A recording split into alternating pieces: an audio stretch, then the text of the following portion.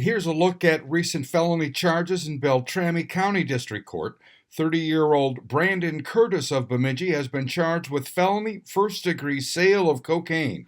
According to court documents, a Paul Bunyan Drug Task Force agent working with a confidential informant learned Curtis was allegedly making routine trips to Minneapolis to obtain cocaine. Back in April, he allegedly sold 28 grams of coke to a confidential informant for $1,700 near his downtown Bemidji apartment on the 300 block of Minnesota Avenue. Curtis has prior drug convictions. And this pair, a brother and sister, are facing charges in the same case. 22-year-old Amber Dunn of Bemidji has been charged with felony damage to property, gross misdemeanor theft, misdemeanor domestic assault, and misdemeanor assault. And her brother, 25-year-old Myron Howard of Cass Lake, has been charged with misdemeanor assault.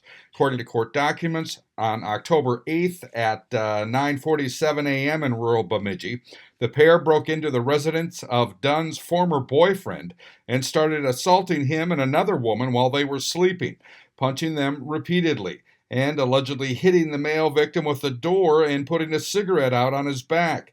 The male victim's vehicle also had slashed tires, a smashed windshield, and his iPhone was missing. In Polk County District Court, 31-year-old Christopher Moran of Oklee has been charged with felony domestic assault. According to court documents, on October 10th, Crookston police responded to an apartment, and a female victim stated Moran just kept hitting her until she fell to the ground.